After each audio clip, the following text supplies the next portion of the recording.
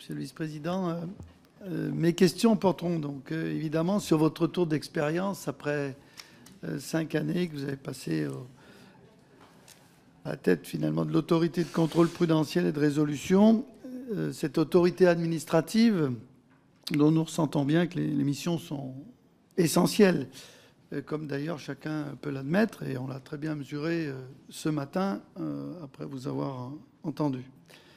Alors vous avez souligné un certain nombre de points forts de ce retour d'expérience, notamment par rapport à la grande diversité des acteurs, des situations à traiter, des difficultés de transparence, des besoins qu'éprouvent nos concitoyens, et ce d'ailleurs nous ressentons et nous en faisons les témoins. Alors je voudrais finalement, face à ces grandes transformations du monde, mais et au métier qui demeure, lui, est-ce que vous pourriez nous redire, s'il vous plaît, comment vous avez analysé ou observé cette évolution très franche des principaux risques qui pèsent sur ce secteur financier? Est-ce que vous pourriez aussi nous dire un mot sur les risques émergents? Chaque semestre, la Banque de France et la CPR publient un tableau des risques, et qui est d'ailleurs vu aussi au Haut Conseil de stabilité financière présidé par le ministre des Finances. Et à vrai dire, j'ai évoqué quelques-uns de ces risques déjà, effectivement, comme vous le soulignez, monsieur le député. Au jour d'aujourd'hui, je crois que le contexte géopolitique est un facteur absolument déterminant de l'émergence de ces risques. Et du point de vue des institutions financières, ils se traduisent par des risques de marché qui sont très significatifs. Il ne se produit absolument rien de ce qu'on avait prévu. Pardon de dire les choses aussi brutalement. Au moment de l'élection du président Trump, c'était donc en novembre, tout le monde anticipait que le dollar se renforcerait, que les actions américaines se renforceraient, parce qu'on voyait, je dirais, plutôt l'image d'un président qui était proche du monde des affaires. Et effectivement, les bourses américaines ont grimpé, le dollar a monté, et depuis l'investiture, donc depuis janvier, c'est exactement l'inverse qui s'est produit.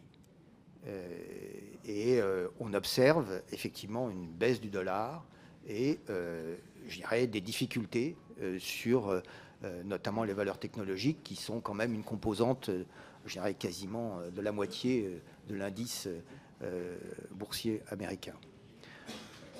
Donc ça invite à la modestie. Ce qu'il y a de sûr, c'est que les risques de marché se réalisent très vite quand une dynamique s'enclenche.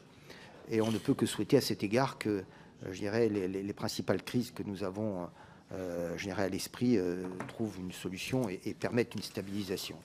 Mais celle qui est provoquée aujourd'hui par, je dirais, la guerre commerciale que semble esquisser l'imposition de droits de douane vis-à-vis du monde entier par le président des États-Unis, induit une espèce de doute sur la croissance, en tout cas aux États-Unis. Et malgré tout, on voit bien un fléchissement des perspectives de croissance, en tout cas en France. Donc ça, c'est un danger. Et on ne peut pas rester tranquille comme ça.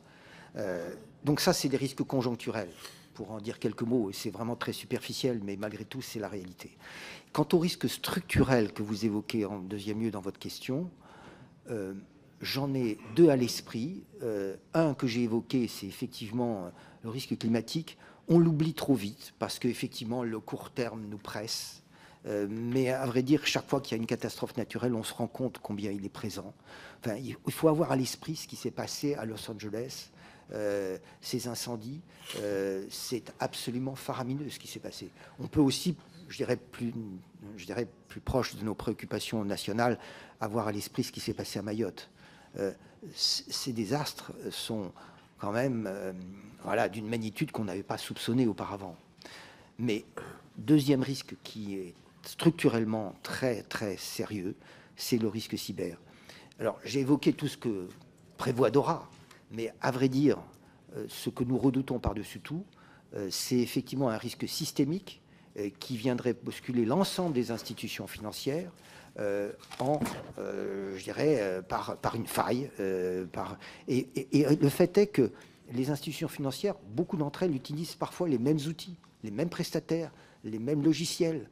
Et donc, l'idée d'un virus systémique qui pourrait contaminer effectivement les institutions financières et les mettre en très grande difficulté, ça n'est pas une idée abstraite. Donc nous insistons beaucoup sur les backups, enfin les systèmes de sécurité, le doublon qu'on peut avoir et tous les tests évidemment qu'on peut faire pour mettre notre sécurité au meilleur niveau.